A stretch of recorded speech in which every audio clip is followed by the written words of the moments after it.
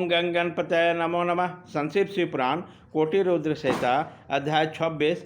पत्नी सहित गौतम की आराधना से संतुष्ट हो भगवान शिव को उन्हें दर्शन देना, गंगा को वहां स्थापित करके स्वयं भी स्थिर होना, देवताओं को वहां बृहस्पति के सिंह राशि पर आने पर गंगा जी को विशेष महात्म को स्वीकार करना, गंगा को गौतमी या गोदावरी नाम से और शिव को त्र्यंबकम ज्योतिर्लिंग के नाम से विख्यात होना, और इन दोनों की महिमा। सूत जी कहते हैं, पत्नी सहित गौतम ऋषि के इस प्रकार आराधना करने पर संतुष्ट हुए भगवान शिव और वहाँ शिवा परमत गणों के साथ प्रकट हो गए। तदर्थर प्रसन्न हुए कृपा निधान शंकर ने कहा, महामुने, मैं तुम्हारी उत्तम भक्ति से बहुत प्रसन्न हूँ, तुम कोई वर मांगो। उसी समय महात्मा शंभु को सुंदर रूप देखकर आनंदित हुए गौतम ने भक्ति भाव से शंकर को प्रणाम करके उनकी स्तुति की। लंबी स्तुति प्रणाम करके दोनों हाथ जोड़कर उनके सामने खड़े होकर बोले, देव मुझे निष्पाप कर दीजिए। भगवान शिव ने कहा, मुझे तुम धन्य हो, कृतकृत्य हो, सदा ही निष्पाप हो। इन दुष्टों ने तुम्हारे साथ छल किया है। जगत के तुम्हारे लोग दर्शन से पाप रहित हो जाते हैं, फिर सदा मेरे भक्ति में रहने वाले तुम क्या पापी हो। मुने जिन दुरात्माओं ने तुम्हारा अत्याचार किया वही पापी दुराचार और हत्यारे हैं। उनके दर्शन से सब लोग पापिष्ट हो जाएंगे। वो सबके सब कृतज्ञ हैं, उनका कभी उद्धार नहीं हो सकता।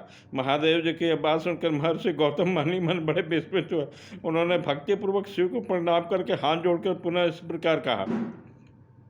गौतम बोले, महेश्वर, उन ऋषियों ने तो मेरा बड़ा अपकार किया है। यदि उन्होंने यह बर्ताव न किया होता तो मुझे आपके दर्शन कैसे होते। धन्य हुए महर्षि जिन्होंने मेरे लिए परम कल्याणकारी कार्य किया है। उनके दुराचार से ही महान स्वार्थ सिद्ध हुआ। गौतम की बात सुनकर महेश्वर बड़े प्रसन्न हुए। उन्होंने गौतम को कृपा दृष्टि से देखकर उन्होंने शीघ्र ही उत्तर दिया। शिव जी बोले, विप्रवर, तुम धन्य हो, सभी ऋषियों में श्रेष्ठ हो। मैं तुम पर बहुत प्रसन्न हूँ। ऐसा जानकर तुम मुझसे उत्तम वर मांगो।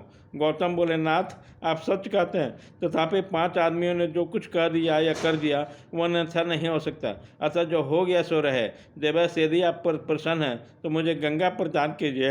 ऐसा करके लोग को महान उपकार कर कीजिए। आपको मेरे नमस्कार है, नमस्कार है। यह कहकर गौतम ने देवेश्वर भगवान के शिव के दोनों चरणाबिंद पकड़ लिए और लोकहित की कामना से उन्हें नमस्कार किया। तब शंकर देव ने पृथ्वी और स्वर्ग के सारभूत जल को निकालकर, जिन्होंने पहले ही रख छोड़ा था, विवाह में ब्रह्मा जी के दिए हुए जल में थोड़ा कुछ शेष रह गया, वो सब भक्तों से शंभु ने गौतम मुनि को दे दिया। उसी समय गंगा का जल परम सुंदर स्त्री का रूप धारण करके वहाँ खड़ा हुआ। तो अब मुनिवर गौतम ने गंगा जी को स्तुति करके उन्हें नमस्कार किया। गौतम बोले, गंगे, तुम धन्य हो, कृतकृत्य हो, तुमने संपूर्ण भुवन को पवित्र कर दिया है। इसलिए निश्चित रूप से नरक में गिरते हुए मुझ गौतम को पवित्र करो। तदनंतर शिव जी ने गंगा से कहा, देवी, तुम मुनि को पवित्र करो। तुरंत वापस ना जाकर बेवसमत मनुष्य के 28वें कलियुग तक यहीं रहो। गंगा ने कहा, महेश्वर, यदि मेरा महात्मा सब नदियों से अधिक हो और अंबिका तथा गणों के साथ आप भी यहाँ रहें, तभी मैं इस धरातल पर रहूँगी। गंगा जी की बात सुनकर भगवान शिव बोले, गंगे, तुम धन्य हो, मेरी बात सुनो। मैं तुमसे अलग नहीं हूँ, तथापि मैं तुम्हारे कथनानुसार यहाँ स्थित रहूँगी, तुम भी स्थित हो। अपने स्वामी परमेश्वर शिव की बात सुनकर गंगा ने मन ही मन प्रसन्न हुआ, उसकी भूरी भूरी प्रशंसा की। उसी समय देवता, प्राचीन ऋषि, अनेक उत्तम तीर्थ और नाना प्रकार के क्षेत्र वहाँ पहुँचे। उन सबने बड़े आदर से जय जयकार करते हुए गौतम, गंगा और गिरिशाई शिव का पूजन किया। तदंतर उन सब देवताओं ने मस्तक झुकाकर हाथ जोड़कर उन सबकी प्रसन्नतापूर्वक स्तुति की। उस समय प्रसन्न हुई गंगा और गिरीश ने कहा, श्रेष्ठ देवताओं, वर मांगो, तुम्हारा प्रेम करने की इच्छा से हम वर तुम्हें देंगे। देवता बोले, देवेश्वर, यदि आप संतुष्ट हैं, आश्रिताओं में श्रेष्ठ गंगे, यदि आप पर प्रसन्न है तो हमारा और मनुष्यों का प्रेम करने के लिए आप लोग कृपा पूर्वक यहाँ निवास करें। गंगा बोले, देवताओं, फिर तो सबका प्रेम करने के लिए आप लोग स्वयं ही यहाँ क्यों नहीं रहते। मैं तो गौतम जी के पाप का प्रलाक्षण करके यहाँ आई हो, उसी तरह लौट जाऊँगी। आपके समाज में यहाँ मेरी कोई विशेषता समझी जाती है, इस बात का पता कैसे लगे। यदि आप मेरी विशेषता सिद्ध कर सके तो मैं अवश्य यहाँ रहूँगी, इसमें संशय नहीं।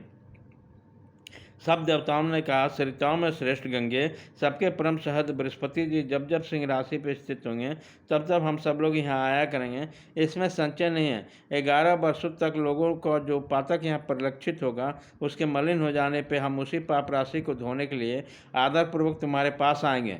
हमने यह सर्वथा सच्ची बात कही है। श्री द्वरे महादेवी, अतः तुमको और भगवान शंकर को समस्त लोगों पर अनुग्रह तथा हमारा प्रिय कार्य करने के लिए नित्य निवास करना होगा। गुरु जब तक सिंह राशि पर रहेंगे तब तक हम यहाँ निवास करेंगे। उसी समय तुम्हारे जल में त्रिकाल स्नान और भगवान शंकर के दर्शन करके हम शुद्ध होंगे। फिर तुम्हारी आज्ञा लेकर हम स्थान को लौटेंगे। सूर्य जी कहते हैं, इस प्रकार उन देवताओं तथा महर्षि गौतम के प्रार्थना करने पर भगवान शंकर और सरिताओं में श्रेष्ठ गंगा वो दोनों वहाँ स्थित हो गए। वहाँ की गंगा गौतमी गोदावरी नाम से विख्यात हुई और भगवान शिव का ज्योतिर्मय लिंग त्र्यंबकम कहलाया। वह ज्योतिर्लिंग महान पातकों का नाश करने वाला है। वह दिन से लेकर जब जब बृहस्पति सिंह राशि में स्थित होते हैं तब तब सब तीर्थ क्षेत्र देवता, पुष्कर आदि सरोवर, गंगा आदि नदियाँ तथा श्री विष्णु आदि देवगण अवश्य गौतमी के तट पर पधारते और वास करते हैं। वे जब तक जीव गौतमी के किनारे रहते हैं तब तक अपने स्थान पर कोई फल नहीं होता। जब वो अपने प्रदेश में लौट जाते हैं तभी उनका सेवन से फल मिलता है। यह त्र्यंबकम नाम से प्रसिद्ध ज्योतिर्लिंग गौतमी के तट पर स्थित है। वहाँ बड़े बड़े पातकों का नाश करने वाला है। जो भक्ति भाव से त्र्यंबकम लिंग का दर्शन, पूजन, स्तमन, बंधन करता है वह समस्त पापों से मुक्त हो जाता है।